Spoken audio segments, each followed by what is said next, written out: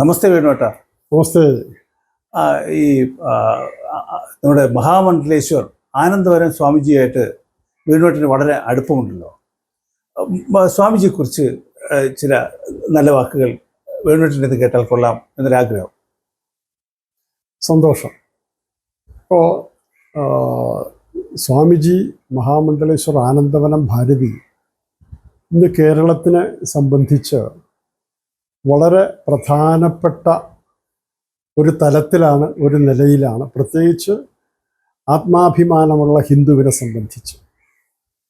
ഞാൻ ആ മഹാത്മാവിനെ പരിചയപ്പെടുന്നത് മണ്ഡലേശ്വർ ആയതിനു ശേഷമല്ല. ജുനാ അഖാഡയിലെ ഒരു സന്യാസി ആയിരുന്ന സമയത്താണ് അദ്ദേഹമായിട്ട് പരിചയം ഉണ്ടാവാനുള്ള ഇടയായത്. അതായത് 23 മാർച്ച് മാസം ആദ്യത്തെ ആഴ്ച പറപ്പൂരമ്മയുടെ, യോഗിനി മാതാ പറപ്പൂരമ്മയുടെ ജന്മശതാബ്ദി ആഘോഷത്തോടനുബന്ധിച്ച് ആ പരിപാടിയിൽ പങ്കെടുക്കാൻ അവിടുത്തെ സംഘാടകരും ഒക്കെ ക്ഷണിച്ചതിൻ്റെ ഫലമായിട്ട് അവിടെ പോവുകയാണ്. ഞാൻ പോയ ദിവസം വളരെ പ്രധാനപ്പെട്ടൊരു ദിവസമായിരുന്നു. അന്ന് ഭാരതത്തിലെ 1008 തീർത്ഥസ്ഥാനങ്ങളിൽ നിന്ന് ശേഖരിച്ച ആ തീർത്ഥജലവുമായിട്ട് മഹാമണ്ഡലേശ്വർ ആനന്ദവനം ഭാരതി, അന്ന് സ്വാമി ആനന്ദവനം ഭാരതി ഈ സ്ഥലത്തെത്തിയിരുന്നു. ഈ 1008 സ്ഥലങ്ങളിൽ നിന്നും ശേഖരിച്ച തീർത്ഥജലം അദ്ദേഹത്തെ കൊണ്ടുവന്നിരുന്നു. അത് നേപ്പാൾ മുതൽ ഭാരതത്തിലാകമാനം ഇങ്ങറ്റം വരെ കന്യാകുമാരി വരെയുള്ള തീർത്ഥസ്ഥലങ്ങളിൽ നിന്നായിരുന്നു അത് സംഭരിച്ചത്. അത് ഞാൻ അദ്ദേഹത്തിൽ നിന്ന് മനസ്സിലാക്കിയത് ഏകദേശം 8 മാസത്തോളം ഇതിനു വേണ്ടി മാത്രമായിരുന്നു അദ്ദേഹത്തിൻ്റെ യാത്ര. അത് കാറിലായാലും ശരി, ട്രെയിനിലോ ബസ്സിലോ നടന്നോ, ചില തീർത്ഥങ്ങളിൽ പോകാൻ വേണ്ടിയിട്ട് മണിക്കൂറുകളോളം ദിവസങ്ങളോളം നടക്കേണ്ടി വന്നിട്ടുള്ളതിനെക്കുറിച്ചും അദ്ദേഹം പറഞ്ഞിരുന്നു. അവിടുന്ന് തീർത്ഥമെല്ലാം കൊണ്ടുവന്ന് ഇവിടെ ഈ വരുന്ന വഴിയിൽ നർമ്മദാ തീരത്ത് പോയി നർമ്മദാ നദിയിൽ അദ്ദേഹം സ്നാനം ചെയ്യുകയും അതിൽ മുങ്ങി നിവർന്നിട്ട് നർമ്മദേശ്വരനെ അവിടെ നിന്ന് തന്നെ സ്വീകരിച്ച് ശിവലിംഗമായിട്ട് അതും അദ്ദേഹത്തിൻ്റെ ഒപ്പം ഉണ്ടായിരുന്നു. ആ ശിവലിംഗം നർമ്മദാ നദിയിൽ നിന്ന് എടുത്ത ശിവലിംഗം അമ്മയുടെ അവിടെ വച്ചിട്ട് സ്ഥാപിച്ചിട്ട് അതിലാണ് ഈ 1008 തീർത്ഥസ്ഥലങ്ങളിൽ നിന്നും കൊണ്ടുവന്ന തീർത്ഥം അവിടെ അഭിഷേകം ചെയ്തു. അത് പിന്നീട് പ്രസാദമായിട്ട് അവിടെ കൂടിയിരുന്ന ഭക്തന്മാർക്ക് കൊടുത്തു. അന്നാണ് ഇദ്ദേഹത്തെ ഞാൻ ആദ്യം പരിചയപ്പെടുന്നത്.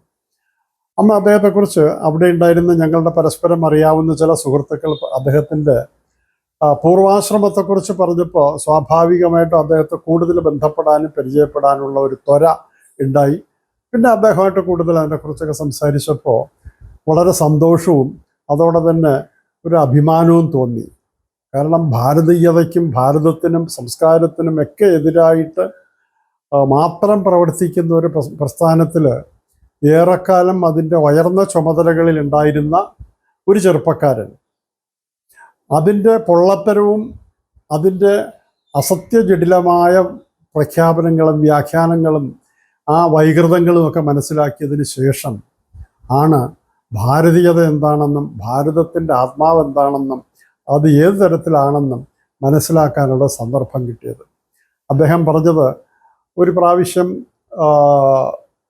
ഈ കുംഭമേളം നടക്കുന്ന സമയത്താണ് ഇദ്ദേഹം ഉത്തര ഭാരതത്തിലെത്തുന്നത്. അത് മറ്റു ചില കാരണങ്ങൾ കൊണ്ടാണ് അവിടെ എത്തുന്നത്, അതിന് വിശദീകരിക്കണില്ല ഞാൻ. അവിടെ എത്തി ആ സമയത്ത് കുംഭമേളയിൽ ഒരു ഒറ്റയ്ക്കൊരാൾ തോളിൽ ചെറിയൊരു സഞ്ചി 1-2 വസ്ത്രം ഉണ്ടായിരുന്നു, അതും തോളി തൂക്കി ഇങ്ങനെ നടക്കുകയാണ്. അപ്പോൾ സ്ഥാനം കിടക്കാനോ അതിനൊന്നും ഒരു ഇല്ല. എവിടെ ചെന്നാലും ആഹാരം കിട്ടും, ആഹാരം ക്ഷണിച്ചു തരും. അങ്ങനെ കുറേ ദിവസങ്ങൾ അവിടെ കഴിഞ്ഞതിൻ്റെ ഫലമായിട്ട് ജുനാ അഖാഡയിലെ സന്യാസിമാരുമായിട്ട് പരിചയപ്പെടാനും ആ പരിചയം ഒരു വളരെ അടിത്തറയുള്ള ബന്ധമായിട്ട് ഉയരാനും വളരാനും സാധിച്ചു. അതിൻ്റെ ഫലമായിട്ട് ഈ കുംഭമേളയ്ക്ക് ശേഷവും അദ്ദേഹം അതുമായിട്ടുള്ള ബന്ധം തുടർന്നു. അങ്ങനെ ഏകദേശം 12 വർഷത്തോളം അഖാഡയിൽ താമസിച്ചിട്ട് പല വിധത്തിലുള്ള അവരുടെ സാധനകൾ, അതേപോലെ തന്നെ ആ സാധനാ മാർഗത്തിൽ ഏകദേശം 12 വർഷത്തോളം അദ്ദേഹത്തിന് കഴിയേണ്ടി വന്നിട്ടുണ്ട്. ആ കാര്യങ്ങളെക്കുറിച്ച് പറയുന്ന കൂട്ടത്തിൽ അത് പിന്നീട് അതിനുശേഷം ഞങ്ങൾ കാശിയിൽ വെച്ചിട്ട് കുറേ ദിവസം ഒരുമിച്ച് താമസിച്ചിരുന്നു. ആ സമയത്ത് കാശിയിലെ ഗംഗയുടെ തീരത്തിരുന്ന് രാത്രി ഒക്കെ ഇങ്ങനെ സംസാരിക്കുന്ന കൂട്ടത്തിൽ അദ്ദേഹം പറഞ്ഞത് ജുനാഖാഡയുടെ ഈ സാധനാക്രമങ്ങൾ വളരെ ബാഹ്യലോകത്തു നിന്ന് നോക്കുന്നവർക്ക് വളരെ കഷ്ടപ്പാടുകൾ നിറഞ്ഞതാണ്. പക്ഷേ ആ സാധകന്മാരെ സംബന്ധിച്ച് അതൊരിക്കലും കഷ്ടപ്പാടായിരുന്നില്ല. ഒരു ഉദാഹരണം അദ്ദേഹം പറഞ്ഞത്, ഇതിൻ്റെ ഇടയിൽ ഈ സാധകനെ ഇപ്പോൾ വിൻ്റർ സീസണിലായാലും ശരി ഒരു പ്രത്യേക സ്ഥലത്ത് ഹിമാലയത്തിൽ എവിടെയെങ്കിലും ഇറക്കി വിടും. എവിടെയെങ്കിലും വെച്ചിട്ട് അവരെ സ്വതന്ത്രനാക്കും. ഇനി നീ പൊക്കോളൂ, ഇനി എപ്പോഴാണ് പോകേണ്ടെന്ന് ആ സമയത്ത് താങ്കളെ കൊണ്ടുപോകാൻ വേണ്ടിയിട്ട് ആരെങ്കിലും ഇവിടെ വരും എന്നുള്ള നിർദ്ദേശം കിട്ടിയിട്ട് അതനുസരിച്ച് പോയാൽ ഒന്നും ഉണ്ടാവില്ല. ഒരു ചെറിയ കമണ്ടലുകൾ, ആ കമണ്ടലുകൾ കൊള്ളുന്ന വെള്ളം മാത്രമേ ഉണ്ടാവുള്ളൂ. ആഹാരം ഉണ്ടാവില്ല, കൂടുതൽ വസ്ത്രങ്ങളോ കമ്പിളി വസ്ത്രങ്ങളോ അതൊന്നും ഉണ്ടാവില്ല. ആ രൂപത്തിലാണ് ഇദ്ദേഹം ഹിമാലയത്തിൻ്റെ ആ മഞ്ഞ് മലകളിൽ കൂടെയൊക്കെ സഞ്ചരിച്ചത്, നടന്നതെന്നൊക്കെ. അത് കഴിഞ്ഞിട്ട് കുറേ കാലം കഴിഞ്ഞപ്പോൾ എവിടെയോ ഒരു സ്ഥലത്ത് വെച്ചിട്ട് ജുനാഖാഡയിലുള്ള ചില സന്യാസിമാർ അവിടെ എത്തി, എന്നിട്ട് തിരിച്ചു കൊണ്ടുവന്നു. ഇതാണ് അവിടുത്തെ സാധനാക്രമങ്ങളിൽ ഒന്ന് എന്നുള്ള രൂപത്തിൽ പറഞ്ഞു. അങ്ങനെ വളരെ അച്ചടക്കത്തോടും അതേപോലെ തന്നെ ക്രിസ്തുനിഷ്ഠയോടും വളരെ ശക്തമായിട്ടുള്ള സാധനകൾ അതിനുശേഷം മാത്രമാണ് സന്യാസി പദത്തിലേക്ക് അവർ ചിന്തിക്കുകയുള്ളൂ, അതിനു വേണ്ടിയിട്ട് കൺസിഡർ ചെയ്യുള്ളൂ. അങ്ങനെ ജുനാഖാഡയുടെ സന്യാസി ആയിത്തീർന്ന ഒരു മഹാത്മാവാണ്. സത്യത്തിൽ ഇതൊക്കെ കേട്ടപ്പോൾ നമ്മൾ സാധാരണ ധാരാളം സന്യാസിമാരെ കാണുന്നൊരു സ്വഭാവം എനിക്കുണ്ട്. കേരളത്തിലുള്ള മിക്കവാറും എല്ലാ ആശ്രമങ്ങളിലും പോകാറുണ്ട്. അത് കേട്ടപ്പോൾ ഇദ്ദേഹത്തോടുള്ളൊരു ആദരവ് വളരെ കൂടുക ചെയ്യണം. കാരണം ചെറുപ്പക്കാരനായ ഒരാൾ ഈ തരത്തിലെ അനുഭവങ്ങൾ, അദ്ദേഹത്തിൻ്റെ ആദ്യ കാലങ്ങളിലുണ്ടായിരുന്ന തിക്ത അനുഭവങ്ങൾ എന്ന് സ്വയം മനസ്സിലാക്കിയത് വളരെ വൈകിട്ടാണെങ്കിലും, പക്ഷേ അതിന് ഒരു നിമിഷം പോലും വൈകാനുള്ള സന്ദർഭം പിന്നെ കൊടുക്കാതെ അദ്ദേഹം ഭാരതത്തിൻ്റെ എന്താണ് നമ്മുടെ സ്വത്വം എന്ന് മനസ്സിലാക്കിയിട്ട്, നമ്മുടെ സംസ്കാരം എന്താണെന്ന് മനസ്സിലാക്കിയിട്ട്, നമ്മുടെ വ്യക്തിത്വം എന്താണെന്ന് മനസ്സിലാക്കിയിട്ട്, അത് എന്താണെന്ന് സ്വയം മനസ്സിലാക്കുന്നതോടൊപ്പം തന്നെ നമ്മുടെ ഭാരതത്തിലെ സമൂഹത്തിന്, പ്രത്യേകിച്ച് യുവാക്കളിലേക്ക് അത് പകർന്നു കൊടുക്കണം എന്നുള്ള ഒരു ആഗ്രഹം അദ്ദേഹത്തിനുണ്ടായി. അതിൻ്റെ ഭാഗമായിട്ടാണ് പിന്നീടുള്ള കാര്യങ്ങളൊക്കെ നടന്നിട്ടുള്ളത്. ഈ കഴിഞ്ഞ വർഷം പ്രയാഗരാജയിൽ വെച്ച് നടന്ന കുംഭമേളയിൽ വെച്ചാണല്ലോ ആനന്ദവന സ്വാമികളെ മഹാമണ്ഡലേശ്വരായിട്ട് അഭിഷേകം ചെയ്തത്. ആ ചടങ്ങ് കാണാനുള്ള ഭാഗ്യം വേണുവേട്ടന് ഉണ്ടായി എന്നുള്ളതാണ് ഞാൻ കേട്ടിട്ടുള്ളത്. അതിനെക്കുറിച്ചൊന്ന് വിശദീകരിച്ച് പറയാമോ? തീർച്ചയായിട്ടും. അതായത് മഹാകുംഭമേള 144 വർഷത്തിലൊരിക്കൽ നടക്കുന്ന മഹാകുംഭമേള ആയിരുന്നു കഴിഞ്ഞ വർഷം പ്രയാഗ്രാജിലുണ്ടായത്. അതിൽ പങ്കെടുക്കാനുള്ള ഒരു മഹാഭാഗ്യം കിട്ടി. അത് തീർച്ചയായിട്ടും അതിൻ്റെ കാരണക്കാരൻ നമ്മുടെ ഇന്നത്തെ മഹാമണ്ഡലേശ്വർ, അന്നത്തെ സ്വാമി ആനന്ദവനം ഭാരതിയായിരുന്നു. ഇങ്ങനെ കുംഭമേളയിൽ ജുനാഖാഡയുടെ ഒരു സന്യാസിക്ക് ഒരു ക്യാമ്പ് നടത്താനുള്ള സന്ദർഭവും സ്ഥലമൊക്കെ കിട്ടും. അതിനു വേണ്ടിയിട്ട് തയ്യാറെടുക്കുകയാണ്. അത് നടത്താൻ തീരുമാനിച്ചു, അത് മുന്നോട്ട് പോകാം എന്നൊക്കെ പറഞ്ഞുകൊണ്ടിരുന്നപ്പോൾ അപ്പോൾ സ്വാമിജിയുടെ വിശദവിവരങ്ങൾ ചോദിച്ചപ്പോൾ പറഞ്ഞത് ഒരു ക്യാമ്പ് എന്ന് പറയുന്നത് 10-20ഓളം പേർക്ക് കിടന്നുറങ്ങാനുള്ള സൗകര്യവും അവർക്ക് ആഹാരം കൊടുക്കാനുള്ള സൗകര്യവും കിട്ടും എന്നായിരുന്നു. അപ്പം ഞാൻ സ്വാമിജിയോട് നമ്മുടെ ആയിട്ടുള്ള എന്താ പറയുക ആഗ്രഹം ചെറുതാക്കാൻ തയ്യാറാകാത്തതുകൊണ്ട്, സ്വാമിജി എന്തുകൊണ്ട് നമ്മൾ ചെറുതായിട്ട് നടത്തുന്നത്, എന്തുകൊണ്ട് നമുക്ക് വളരെ വലുതായിട്ട് നടത്തിക്കൂടോ, വളരെ വലുതായിട്ട് നടത്തുന്നതിനെക്കുറിച്ച് ചിന്തിക്കരുതോ? അപ്പോൾ അദ്ദേഹം എന്നെ നോക്കിയിട്ട് വളരെ ഇതായിട്ടൊരു ചിരി ചിരിച്ചു. കാര്യം എളുപ്പമാണ്, പറയാൻ എളുപ്പമാണ്, പക്ഷെ നടത്തുന്നതിനെക്കുറിച്ച് അതിൻ്റെ സാമ്പത്തിക ബാധ്യത ചെറുതൊന്നും ആയിരിക്കില്ല, അത്രയും ഒക്കെ വേണം. അപ്പോൾ ആ സമയത്ത് എന്തോ നമ്മൾ നല്ല കാര്യം സമൂഹത്തിന് വേണ്ടി ചെയ്യുമ്പോൾ സാമ്പത്തിക ബാധ്യത നമ്മളെ ഒരിക്കലും ബാധിക്കില്ല എന്ന് മാത്രമല്ല, സമ്പത്തില്ല എന്നുള്ളതിൻ്റെ പേരിൽ ഒരു കാര്യവും മുടങ്ങില്ല എന്നാണല്ലോ നമ്മുടെയൊക്കെ വിശ്വാസം. അതനുസരിച്ച് നമുക്ക് പോകാം എന്ന് പറഞ്ഞു. ഇപ്പോൾ സ്വാമിജി മറ്റു പലരുമായിട്ടൊക്കെ ആലോചിച്ചിട്ട് അതിന് തയ്യാറായി. അങ്ങനെ ഏകദേശം 16 ടെൻ്റുള്ള ഒരു വലിയൊരു ക്യാമ്പാണ് നമുക്ക് കിട്ടിയത്.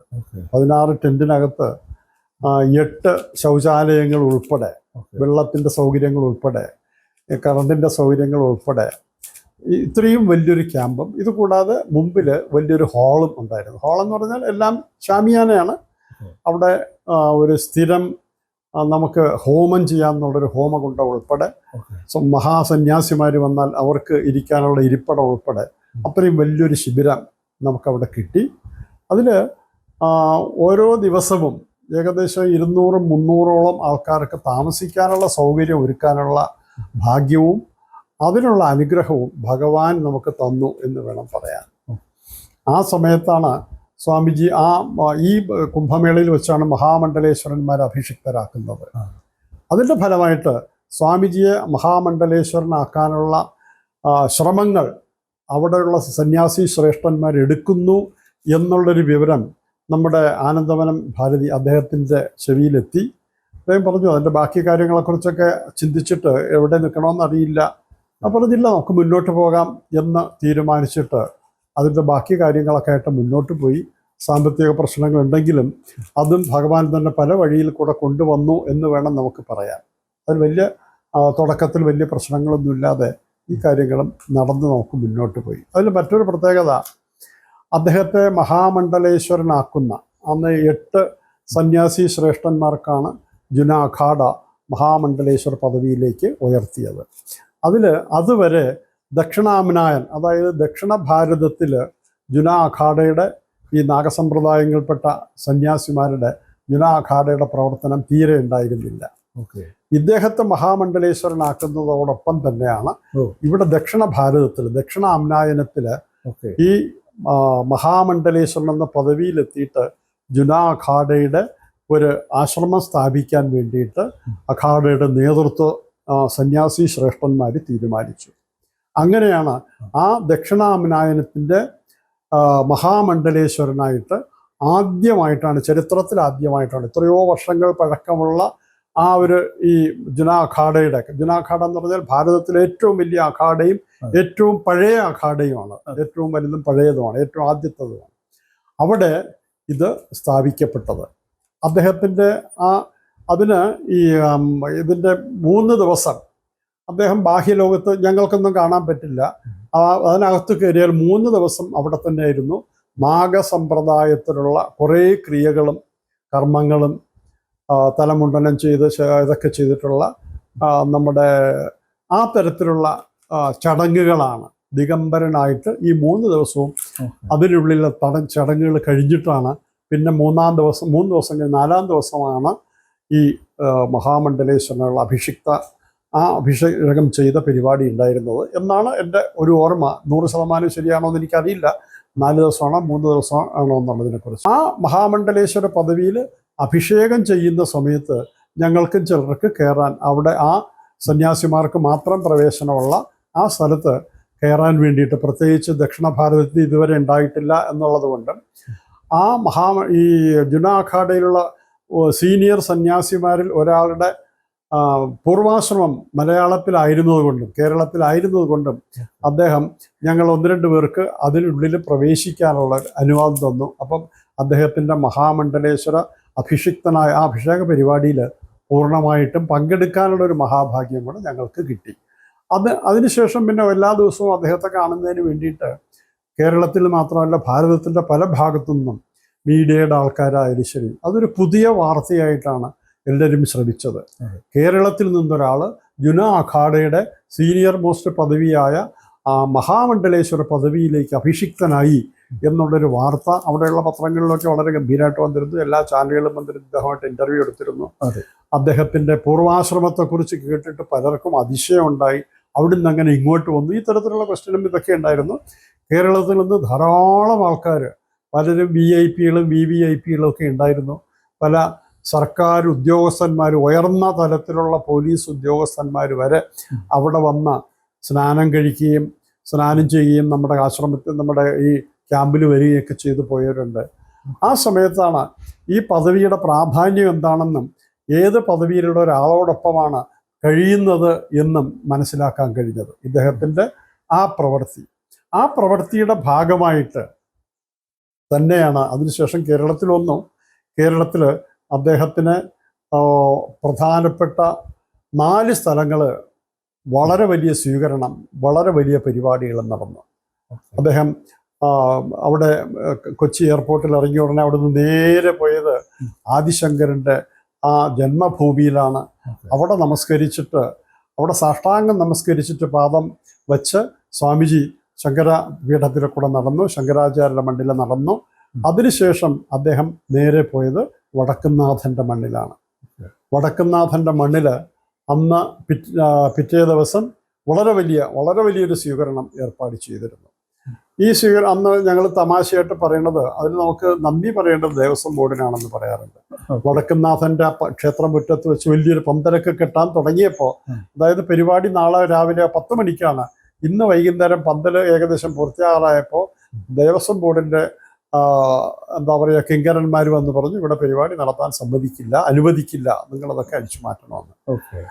പക്ഷേ എന്തോ ഭഗവാന്റെ കാര്യങ്ങളാണ് ഞങ്ങൾ ചെയ്യുന്നുള്ള ഉറപ്പായതുകൊണ്ട് അവിടെ തന്നെ അടുത്തൊരു വലിയൊരു കല്യാണ മണ്ഡപം ബുക്ക് ചെയ്യാൻ കഴിഞ്ഞു. ആ കല്യാണ മണ്ഡപത്തിൽ വെച്ചിട്ട് ഈ പരിപാടി വളരെ ഗംഭീരമായിട്ട് നടത്താൻ സാധിച്ചു. പക്ഷെ അതിലാകെ ഒരു ബുദ്ധിമുട്ട്, നമുക്ക് മനസ്സിന് വിഷമം തോന്നിയത്, ഈ കാരണം കൊണ്ട് തൃശ്ശൂരുള്ള ജനങ്ങൾക്ക് കുറേയേറെ ബുദ്ധിമുട്ടുണ്ടായി.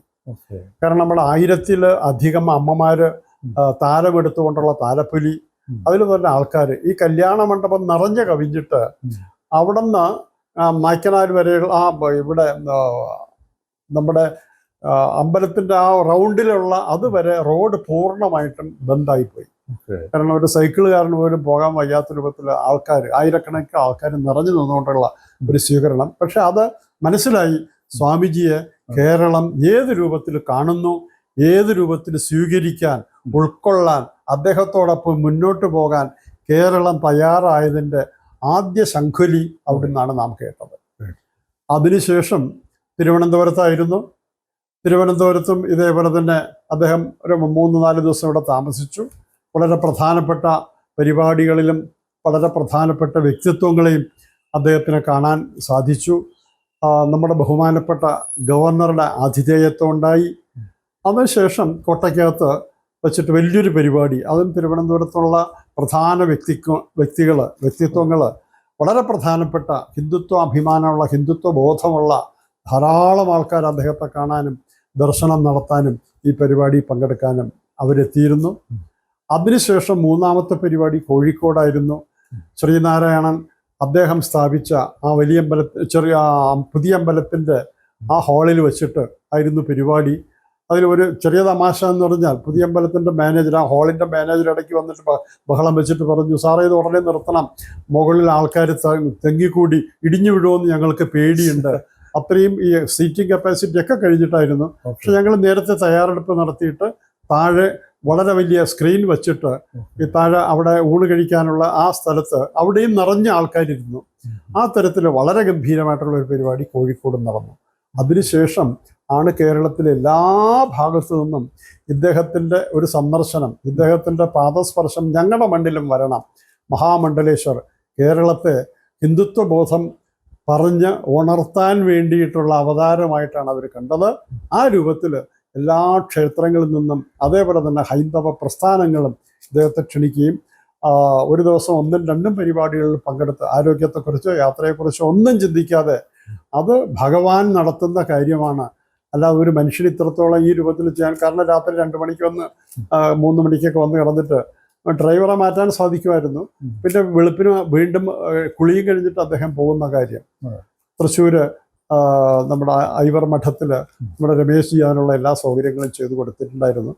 ആ തരത്തിൽ കേരളം മുഴുവനും യാത്ര ചെയ്ത് ഇദ്ദേഹം ഹിന്ദുത്വ മനസ്സ്, ഹൈന്ദവൻ്റെ മനസ്സ്, അത് എങ്ങനെ വേണം, ആത്മാഭിമാനത്തിൽ നിറഞ്ഞു നിന്നുകൊണ്ട് വെല്ലുവിളികളെ ഏത് രൂപത്തിൽ തരണം ചെയ്യണം എന്ന് ചിന്തിക്കുകയും പറയുകയും അദ്ദേഹം ചെയ്തിരുന്നു. അതിൻ്റെ ഫലം നമ്മൾ കണ്ടത് ഈ കഴിഞ്ഞ ദിവസം നമ്മുടെ തിരുനാവായ തവനൂർ നടന്നിട്ടുള്ള മാഘമഹോത്സവത്തിലായിരുന്നു. കുംഭമേള എന്ന് പറഞ്ഞ്, കുംഭമേള 4 ഉള്ളൂ, പക്ഷെ കുംഭമേളയ്ക്ക് സമാനമായ രൂപത്തിൽ ആരതിയും അതേപോലെ തന്നെ ബാക്കിയുള്ള എല്ലാ അവിടെ കുംഭമേളയിൽ നടക്കുന്ന എല്ലാ ചടങ്ങുകളും ഇവിടെ നടത്താൻ സാധിച്ചു. സ്വാമിജി ആദ്യം പറഞ്ഞിരുന്നത് ഇതിൽ പറഞ്ഞിരുന്നത് എല്ലാം കൂടി ഒരു 50,000-50,000 പേര് വരും എന്നാണ് പറഞ്ഞിരുന്നത്. പക്ഷേ അതുപോലും സംശയം ഉണ്ടായിരുന്ന വരുമ്പം നോക്കാം എന്നുള്ളൊരു വിധത്തിൽ. പക്ഷെ വീണ്ടും നമുക്ക് നന്ദിയും അറിയിക്കേണ്ടത് നമ്മുടെ കേരള സർക്കാരിനോടും പ്രത്യേകിച്ച് അതിൻ്റെ ചുക്കാൻ പിടിക്കുന്ന മുഖ്യമന്ത്രിയോടുമാണ്. അവിടെ ഇതിൻ്റെയൊക്കെ പുല്ലൊക്കെ വെട്ടിക്കൊണ്ടുവന്നപ്പോൾ അവർ എന്താ പറയുക, തഹസീൽദാറിന്റെ താഴെയുള്ള ആ വില്ലേജ് ഓഫീസർ വന്നിട്ട് നിങ്ങൾക്ക് ഇവിടെ പരിപാടി നടത്താൻ പറ്റില്ല, ഇതൊക്കെ കെട്ടിപ്പറക്കി പോകണമെന്ന് പറഞ്ഞു. ഞങ്ങളോട് വീണ്ടും തുടർന്നു. പിന്നെ പാലം പണി നിർത്തിവെക്കണം എന്ന് പറഞ്ഞു. പാലം പണി ജോലിക്കാരാ ചേരുന്നത്, അത് നമ്മുടെ നേരിട്ടുള്ള ആൾക്കാരല്ല, അത് നിർത്തിവെച്ചു. പക്ഷേ ഈ ഭാഗത്തുള്ള എല്ലാ കാര്യങ്ങളും മുന്നോട്ട് പോയിക്കൊണ്ടേയിരുന്നു. അതിനിടയ്ക്ക് എന്തെങ്കിലും പ്രശ്നം ഉണ്ടാക്കുമോ? കാരണം അവർ വിചാരിച്ചാൽ ഈ കുതന്ത്രത്തിന്റെ മൂർത്തിമത് ഭാവങ്ങളാണല്ലോ ആ സർക്കാരിനെ പിന്തുണയ്ക്കുന്ന ആ തരത്തിലുള്ള വിഭാഗവും. അപ്പൊ എന്തെങ്കിലും പ്രശ്നം ഉണ്ടാക്കാനുള്ള സാധ്യതയുണ്ട്. അത് നമ്മുടെ ഹിന്ദു സമൂഹത്തെ അവിടെ പങ്കെടുക്കുന്നവരെ ബാധിക്കരുത് എന്നുള്ള നിർബന്ധം സ്വാമി മഹാമണ്ഡലേശ്വരൻ ഉണ്ടായിരുന്നതിന്റെ ഫലമായിട്ട് അദ്ദേഹം തന്നെ നേരിട്ട് മുഖ്യമന്ത്രിയെ കാണാനുള്ള ഒരു ശ്രമം നടത്തിയിരുന്നു. അത് അനുവദിച്ചില്ല. അപ്പോൾ അവിടുന്ന് ഞങ്ങൾക്ക് കിട്ടിയ ഇൻഫർമേഷൻ പാർട്ടിയുടെ അത്യുന്നതന്മാർ പറഞ്ഞു, ഇത് അവിടെ നടത്താൻ ഞങ്ങൾ അനുവദിക്കില്ല, പാർട്ടി തീരുമാനമാണ് എന്നൊരു മറുപടിയാണ് കിട്ടിയത്. അതാണ് സ്വാമിജിയുടെ അങ്ങനെ ഒരു സംഭവം ഇതിന്റെ ഇടയിൽ ഉണ്ടായി. സ്വാമിജി എന്ന് പറഞ്ഞാൽ സന്യാസി മാത്രമല്ലല്ലോ അദ്ദേഹം, ആത്മാഭിമാനമുള്ള ഒരു ഹിന്ദു ആണല്ലോ. അദ്ദേഹത്തിന്റെ ആത്മാഭിമാനം വിജൃംഭിച്ചു എന്നാണ് എനിക്ക് പറയാനുള്ളത്. അവിടുന്ന് ഇറങ്ങിയിട്ട് സ്വാമിജി ആദ്യം പറഞ്ഞത്, ആ പത്രത്തിലൊക്കെ വന്നു, കുംഭമേള നടത്താൻ സമ്മതിക്കില്ല, സർക്കാർ വിരോധിച്ചു.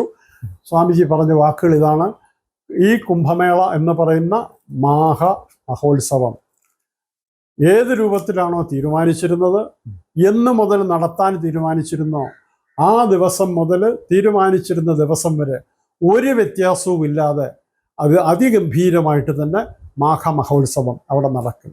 കഴിഞ്ഞ 16 വർഷങ്ങൾക്ക് മുമ്പ് മുതൽ അവിടെ തുടങ്ങിയതാണ്. തിരുനാവായലും അതേപോലെ തവരിലും തുടങ്ങിയിട്ടുള്ള അതിൻ്റെ ഭാഗമായിട്ട് ഇപ്രാവശ്യം അതിൻ്റെ തുടർച്ച എന്നുള്ളതിനേക്കാൾ കൂടുതൽ പുതിയ രൂപത്തിൽ അവിടെ തിരുനാവായ മഹോത്സവം വളരെ വിശദമായിട്ടും വളരെ ഗംഭീരമായിട്ട് നടക്കും.